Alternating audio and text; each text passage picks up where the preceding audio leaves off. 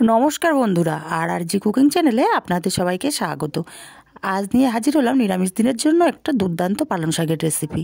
আমি এখানে এক আঁটি পালং শাক নিয়েছি, গোড়ার অংশটা কেটে বাদ দিয়ে নিয়েছি। পালং শাকটা কুচিয়ে ধুয়ে নিয়েছি। আর এখানে আমি দুটো আলু খোসা ছাড়িয়ে ধুয়ে নিয়েছি। আলুটা গ্রেট করে নিয়েছি, নিয়ে ভালো করে ধুয়ে নিয়েছি। এবার আলুটা যতটা সম্ভব নিংড়ে নিংড়ে জলটা ফেলে দিতে হবে। যতটা পারা যায় চিপে চিপে জলটা একদম ফেলে দিতে হবে। আর আমি এইভাবে সম্পূর্ণ আলুটার জল একদম নিংড়ে নিংড়ে ফেলে দেব। একইভাবে আমি সব আলুগুলো জল নিংড়ে নিয়ে নিয়েছি। এবার এর মধ্যে আমি কুচিয়ে রাখা পালং শাক বেশি অংশটা দিয়ে দেব। এটা নিরামিষ দিনে কিন্তু অসাধারণ লাগে খেতে। আর কিছুটা পালং শাক আমি রেখে দিয়েছি, এটা মিক্সচার জারে আমি দিয়ে দিচ্ছি। এটা পেস্ট করে নেব। এতে আমি কিছু মশলা অ্যাড করব। দিয়ে দিচ্ছি 3টে কাঁচা লঙ্কা আর একটা টমেটো আমি পিস করে কেটে রেখেছিলাম, টমেটোটাও দিয়ে দিলাম। দিয়ে দেব 1 ইঞ্চি মতো আদা, আর দিয়ে দেব 1 মুঠো ধনেপাতা। ধনেপাতাগুলো আমি ভালো করে ধুয়ে নিয়েছি, একটা মিহি পেস্ট করে নেব। এরকম একটা পেস্ট আমি তৈরি করে নিয়েছি, এক সাইডে রেখে দিচ্ছি। আর এই কুচনো পালং শাক আর আলুর মধ্যে দিয়ে দিচ্ছি 2 চামচ বেসন, আর দিয়ে দিচ্ছি 1/2 চামচ চাট মশলা, দিয়ে দিচ্ছি 1/2 চামচ হলুদ, দিয়ে দেব 4টে কাঁচা লঙ্কা কুচি, আর দিয়ে দিচ্ছি পরিমাণ মতো লবণ, আর দেব 1/2 চামচ চিনি। কিন্তু এটা আমি এখন মাখাবো না, আমি একটা মশলা করে নেব।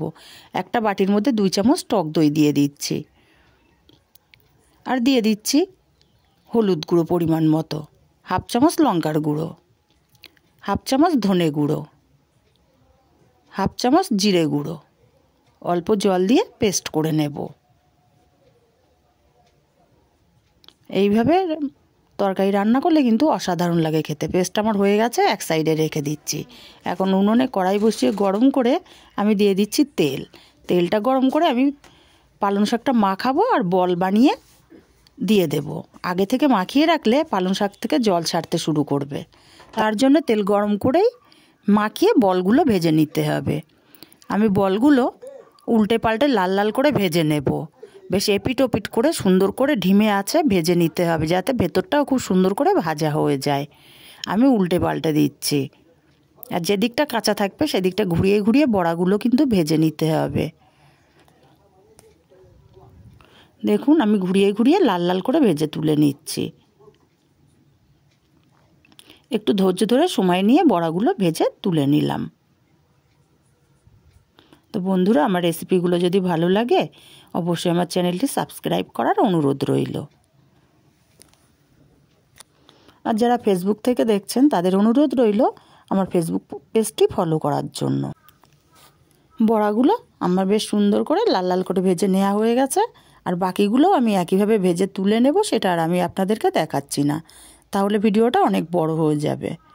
আমি সব বড়াগুলো একইভাবে ভেজে নিয়ে এই তেলের ওপরে ফোড়নে দিলাম জিরে, আর দিয়ে দিচ্ছি 2টো শুকনো লঙ্কা ফাটিয়ে, একটা তেজপাতা, আর দিয়ে দেবো একটা এলাচ মুখ ফাটিয়ে।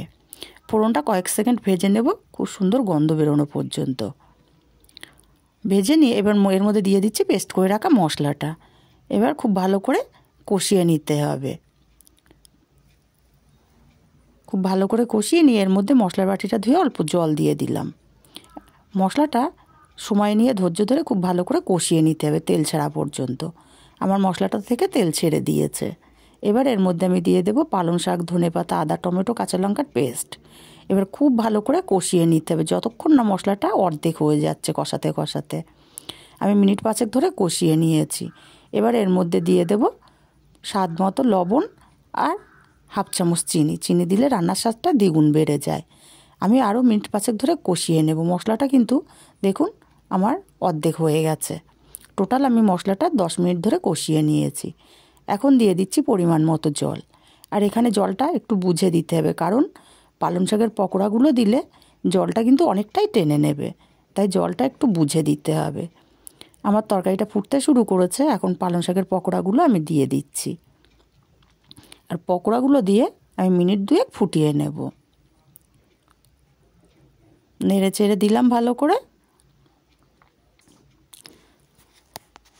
2 মিনিট আমার হয়ে গেছে, আর পকোড়াগুলো কিন্তু দারুণভাবে ফুলে উঠেছে, ডবল হয়ে গেছে ফুলে। আমি নেড়েচেড়ে মিশিয়ে নিয়ে এর মধ্যে দিয়ে দেবো গরম মশলার গুঁড়ো। আর গরম মশলার গুঁড়ো দিয়ে নেড়েচেড়ে মিশিয়ে আর নামিয়ে নেব। আর চাইলে আপনারা এখানে 1 চামচ ঘিও ব্যবহার করতে পারেন।